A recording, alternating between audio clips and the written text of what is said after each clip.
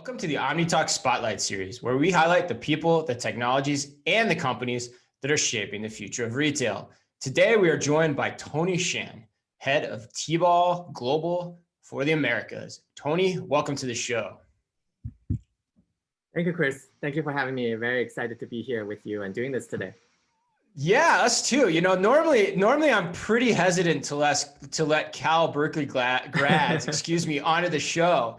But, you know, in this case, I just had to make an exception. I'm glad you can put that aside. Absolutely. We let bygones be bygones. But you know, I had to put that aside because your job is pretty darn cool and pretty darn interesting. And as, you know, Singles Day is, you know, right here, this week as we're recording this, you know, there's a lot Ann and I have been learning, not just about Alibaba in general, but about specifically what you do too, which we're going to get to, which is the overseas fulfillment program. Yep. So let's start. I think, you know, Alibaba, you know, for many listeners is probably something people have heard about. Singles Day is probably something people have heard about. But let's start at the beginning. Let's really wind it back. Can you give us a little bit of background on, again, who Alibaba is, and then also what is Singles Day and how does it play into everything? Sure, of course. So Alibaba was started in 1999 by 18 founders in Jack Ma's apartment in Hangzhou, China. It is now the world's largest online and mobile commerce company. Our ecosystem, which is grounded in our customers and also analytical data, has transformed into a digital economy covering different market segments and industries, both in China and also abroad. Tmall Global, which is my business unit, is our cross-border retail business within the Alibaba core commerce segment. We also have platforms focused specifically on domestic China market like Tmall and Taobao, and our wholesale commerce platform, Alibaba.com. And then aside from core commerce, we also have consumer services that include travel, logistics, and payment. And then in addition to that, we have digital media, entertainment, as well as various innovation initiatives. So all of these components are integrated to really support our core commerce business and serving our customers. Now for Singles Day, which was first celebrated on November 11th, 1993 at Chinese universities as a celebration of being single. So it was dubbed Singles Day for the 4 ones, 11/11. Alibaba, wow. So Alibaba adopted Singles Day back in 2009, inviting Chinese consumers to buy themselves gifts in the spirit of an anti-Valentine's Day. So since Alibaba's first 11/11, this festival has grown from 27 brands participating back in 2009 to over 200,000 brands participating last year in 2019. And last year, so for this event, Alibaba generated 38.4 billion USD in gross merchandise value, which was 2 times larger than all Black Friday and Cyber Monday combined. So it has become a holiday season for Chinese shoppers where retail is now really the entertainment. It is also a testbed for new retail innovations and exclusive product launches from our brand partners. And this year you're doing it a little bit differently, right? Like, correct me if I'm wrong, but you guys actually extended the holiday this year over not just the single day, but over a few weeks now. Tell us about that. How did that all work? Yeah, so Double 11 has already started this year for 2020. It actually started back in October 20th with a preview period where customers can put down a prepayment to secure the goods they want. And then on November 1st, which was the official kickoff of this shopping festival for this year, began with what we call the first wave. So this year, more than 250,000 brands are participating. And the number of new products debuting on our team B2C platform alone will exceed 2 million. And that's twice the number of new products from last year. The event is also anticipating this highest ever consumer turnout with about 800 million users participating. Like you said, so unlike previous year where it was just for Singles Day on 11/11, the sales extravaganza this year will span 2 sales periods. So from November 1st to 3rd, which already happened. And also as we speak now, we're actually in the middle of our second sales period on 11/11 itself, already in China. So the reason for this year's extended sales period is to really give brands and also SMEs more exposures and opportunities to reach consumers. So as China looks to be closer to the tail end of this coronavirus pandemic, 11/11 is expected to be a major growth driver for merchants. By having these two key sales periods, consumers who buy during the first phase by now will receive their products already, so it's a lot sooner. And then the extended festival also offers them more time to browse and snatch up different deals, which also means a better and faster fulfillment experience. The platform is providing these red pockets or coupons for consumers. And there's also a gamification involved where it will be very interactive for consumers to get more value and additional discounts and benefits during this time. Yeah, and you said something really interesting there too in terms of the SMEs. I know we're going to talk about that a little bit more, but it sounds really interesting in the sense of part of this was to allow for more opportunities to sell product, especially given the fact that many physical retail locations are closed this year. And so then extending that window gave people more opportunity and honestly more safer ways to shop for what they're looking for as well. That was a key piece of this as well, right? Yep. Very interesting. Well, tell us then, okay, so Tmall, your job is specifically, I'm going to read it again, the head of Tmall Global for the Americas. Yeah. What is Tmall in general? And then how specifically does your role fit into that? Yeah, so I lead a team of category experts and business development professionals based here in North America for Tmall Global, which is the largest business to consumer cross-border e-commerce in China, and again, part of our Alibaba Group's digital economy. So for Tmall Global, we offer various business solutions for international brands to venture into the China market. So currently, Tmall Global has over 26,000 international brands from 84 countries and regions and covering more than 5,300 product categories. So Tmall Global is the premier destination for Chinese consumers to buy imported goods, and also for these brands to reach over 800 million of these customers in the Alibaba ecosystem. Having my team here in North America, I think it's also an advantage because we not only understand the Chinese market and the trends there, we also know what's going on here locally in the US market. So we're more equipped to help these brands to understand and to understand their objectives and any concerns that they have about selling into the Chinese market. So Tony, are brands coming to you, or are you how are you bringing brands onto the TML platform? Because I think, like to Chris's earlier point, I think there's a lot of familiarity, but especially I think as you get to the smaller businesses that Chris mentioned, that the moms and pops that are just kind of figuring out how to get online and sell their product. How does that process work from the mom and pop to the larger brand or retailer? Yeah. So like I said, we have a team here. So when we used to be able to go out, we do attend a lot of trade shows across the country for different categories. So then our team we're able to have face-to-face conversations with a lot of the exhibiting brands at these trade shows. But because of the pandemic, we're now all working from home and in my bedroom working right now. We're doing a lot of online events, a lot of webinars. So since April when we started this, we've done more than 50 events covering different categories, different industries, and we're also partnering with a lot of various publications, organizations like yours, so we can kind of get the word out in terms of who is Tmall Global, what is the opportunity for Chinese for brands in the Chinese market, and how we can work with them together to be able to really have these brands consider China market as one of their channels. Yeah, it's interesting here, Tony, because we've long been a fan of U.S. companies looking to sell their products overseas and specifically on Tmall. In fact, I think I wrote my first article outlining all of I think it was 5, maybe even 6 reasons. I think I went off the grid and gave 6 reasons for why it was a good idea for companies to explore. And I think that was, like I said, way back in 2018.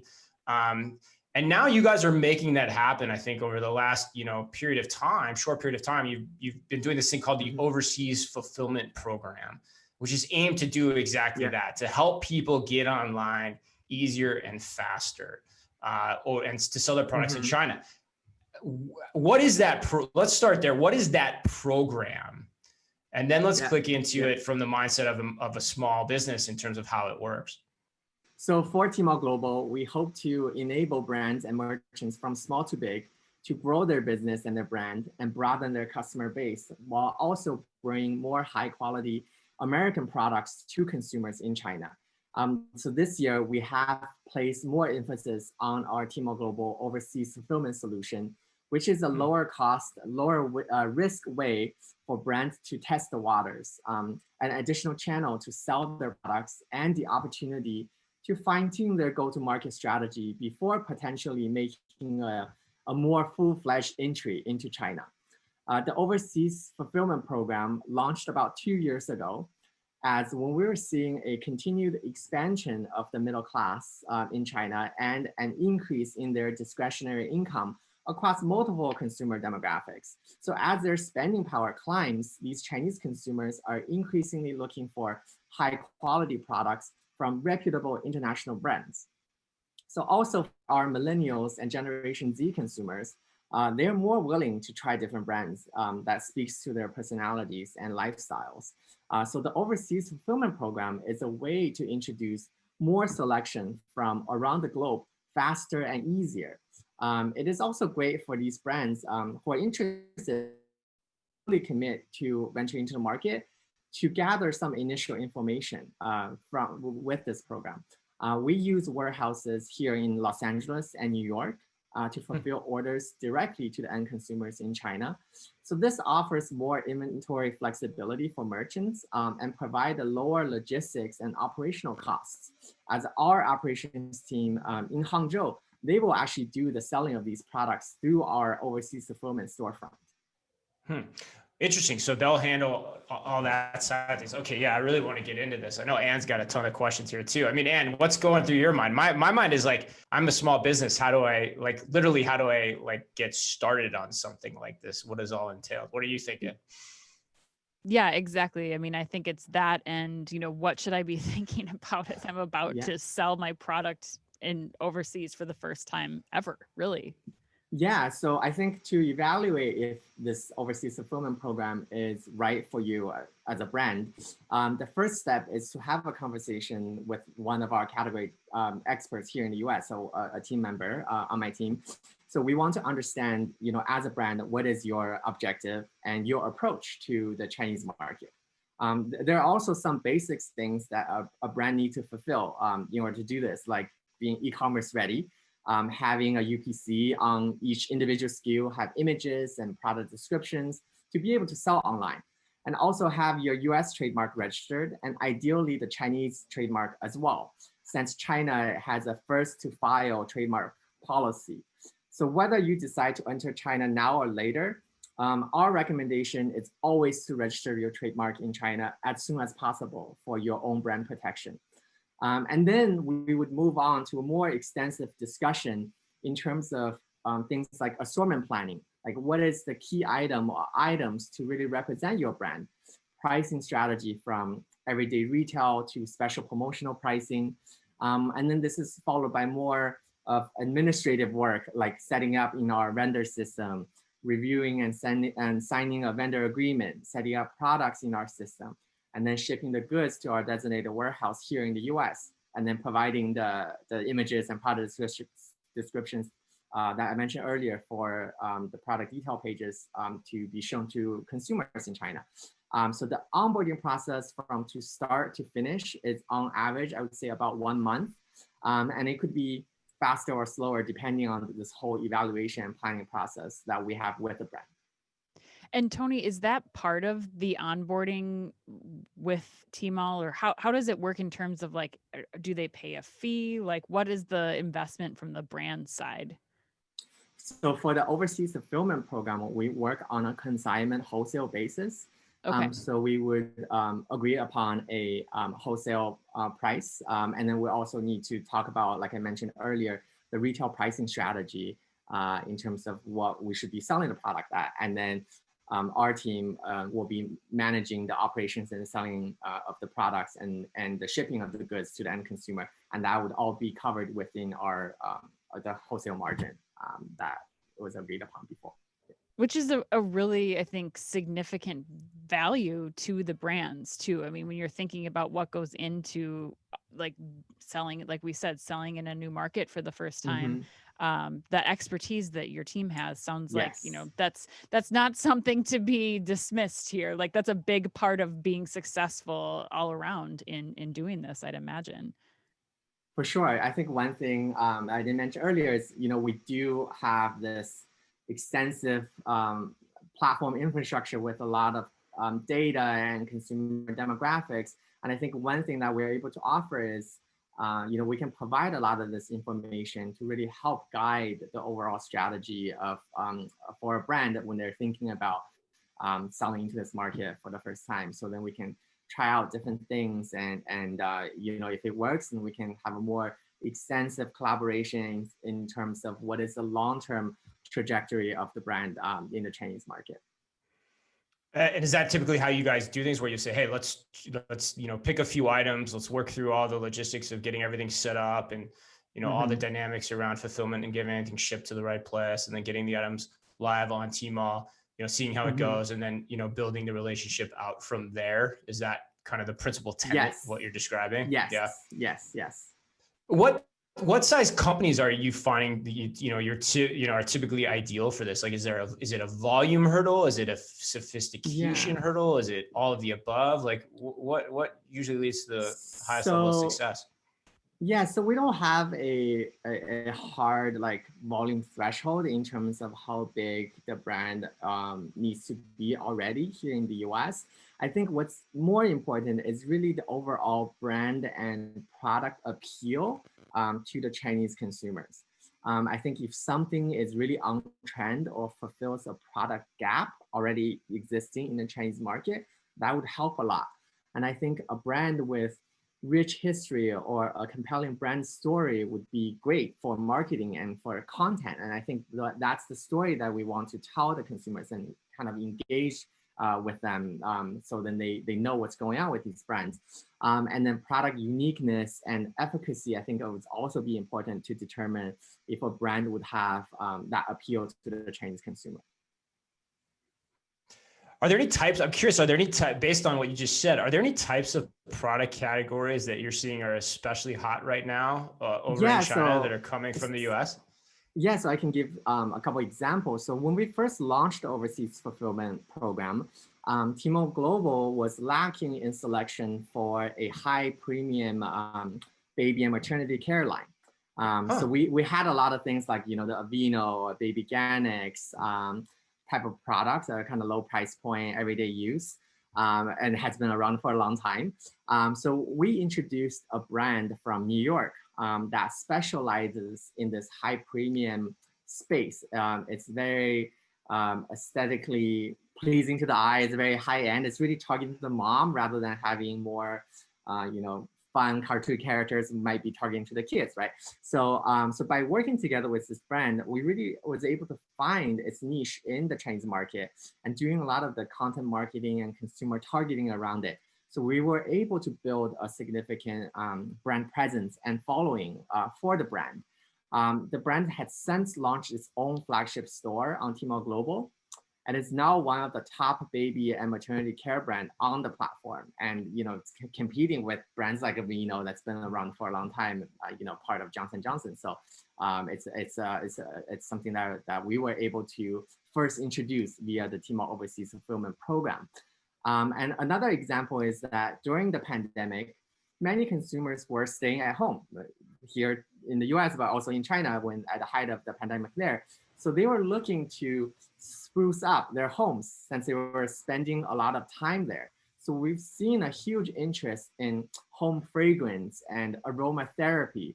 So we saw that opportunity and was able to launch a Seattle-based brand that specializes in home fragrance and diffusers and things like that. So we partnered also with a KOL, a key opinion leader, or what we call influencer in China, who has an interest in this category as well. So we were able to partner together, and within like a 5-minute live stream, we can sell hundreds of these like high premium diffusers, right, through a KOL live stream. So I think, you know, the Chinese market is big, and consumers all have varied and very different tastes. So I think what would make a brand successful is really finding its own space in the market. So although we would love to see all brands that we work with to succeed, I would caveat that by saying that not every brand is going to work. But my team, of course, is here to help and provide that guidance for these brands that we work with.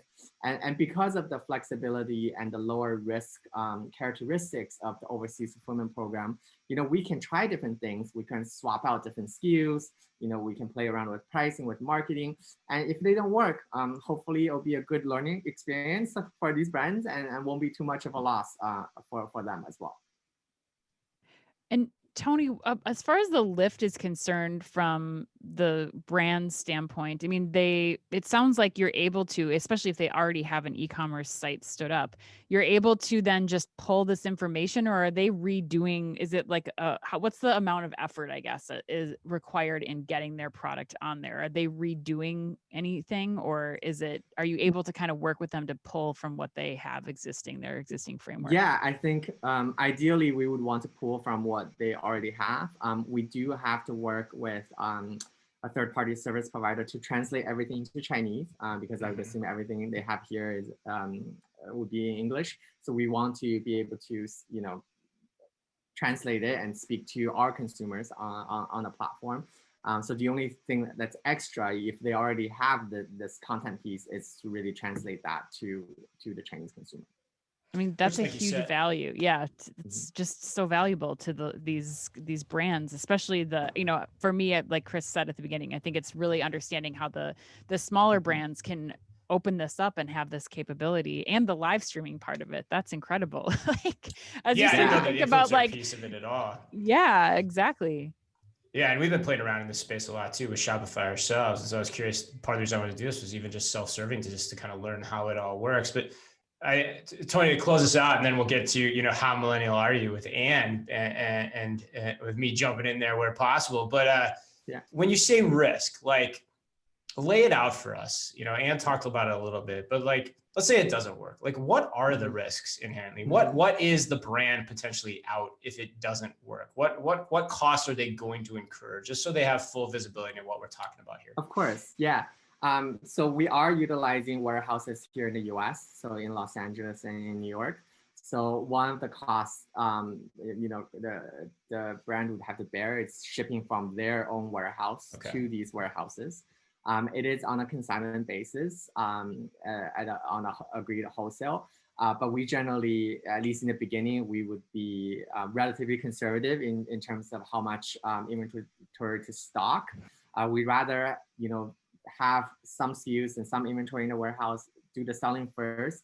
And then once we have the data, we can actually do pretty well in terms of replenishment and reordering and having a cadence. So then we can always replenish as needed, right? So we want to limit that risk for the brands as well. So then if it does not work at the end of the day, they just take back the inventory. And hopefully that's, the only thing. Yeah. So that's the part I really want people to hear, because I was like, I want to ask this question because I think it's really important. Because basically what you're telling me, if I hear you right, is the risk for me, and this was what I was trying to get to in the piece with Forbes, and there's a whole nother thing around this, but the risk to me of accessing the largest consumer market in the world is essentially deciding how many units I want to ship to LA or New York. That's it. That's the fundamental option value that we're talking about here. It's that simple and that straightforward. There's nothing else to it. Yeah, I think I would say that's the minimum of things that you would commit to, right? It's like parting ways with a certain amount of inventory for however long that you want to part away with that. Into our warehouse and ship it there. And then, of course, we would want to work more closely with these brands and not just have you set it and forget it, right? I would like to see this as a partnership to venture into a new market together and explore together. So again, like I said, as a platform, we can provide the macro category data trends and customer demographics and any insights from an operational perspective. But successful brands would also really need to be willing to try different things like, sponsoring live streaming or doing the content marketing that's very important and potentially funding some promotions during big campaigns like Double 11, or exclusive product launches and things like that. So we would like them to, really work with us and stay involved. So I guess, that would also be part of it. But I think it's really the starting point is really the long-term success of the brand. So we want them to be doing this with us together. That's a great point. Yeah, I'm glad you brought that up because, if you're gonna make this work, sure, you got to get the goods to LA, New York, but at the end of the day, you also have to put a strategic focus on how you want to optimize it and be as successful with it as possible, because the payout could be quite large as you described, especially in comparison to some of those brands you talked about. Okay, awesome. That was great. All right, man, this is gonna be fun. I don't know if we've ever done this with a Cal Berkeley grad, so this could go in a lot of different directions. But Tony, are you ready for how millennial are you? Sure. Yeah. All right. I think I'm pretty millennial myself. Yes. Very convincing there. All right. I actually think you'll do pretty well in this one. Me too. Okay. The first question, Tony, when you're paying for groceries, are you pulling out a credit card or cash or using some form of mobile payment?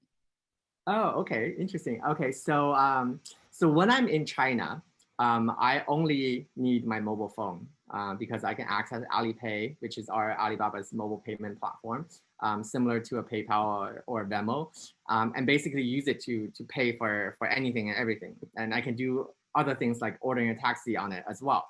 But when I'm back in the US, I think I also have the habit of using my phone for Apple Pay. But I think now with the pandemic and the necessary need to wear masks, it's hard to use Apple Pay because I'll have to take off my mask to use Face ID, or have to type in my passcode, which is a long one. So and fat fingers. So I'm actually glad that most credit cards nowadays have this contactless chip option. So I can just tap at the credit card machine. So that's what I've been using quite a lot lately. Yes. I think that's the best answer possible to that question.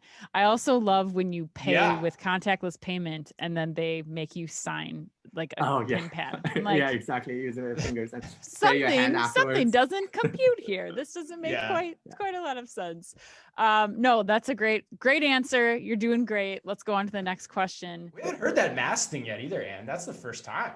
We're not the mask and Apple Pay. That's like a new wrinkle, even though we've been asking these questions about every week since the pandemic began. That's true. That's true. Okay, so how many times, Tony, in the last week have you ordered food or drinks from an app? Oh, okay. I think I definitely use food delivery apps a lot. I have Seamless, DoorDash, Caviar, Uber Eats. I probably have it all. But I think I've also been cooking and baking a lot now during the pandemic, which I think my family actually appreciates a lot. I'm getting really good at one pot or one pan dinners and baking breads like everyone else is during this time. But I would still say on average, probably still order maybe delivery 4 to 6 times a week. Okay, still good answer. You're doing pretty high well. Clip. I know. Okay, last question. If you could only use one social app, which app would it be and why? Okay, I might have another 2-part answer to that. So I think for my work with the Chinese market, I use Douyin often, which is the Chinese TikTok, just to see what people are talking about or are doing there. Short form video is all the rage in China, both for entertainment and I think also starting to be a new form of guided shopping. So we might be seeing that as the next live streaming. Here in the US, my go-to social platform is Instagram. I don't post very often, but I like to keep up with friends and seeing what they're up to. And it's more visual, which I like. Yeah. That both incredible answers. You're for sure the most millennial by far that we've ever interviewed in internationally. Can we call you just the international millennial man of mystery?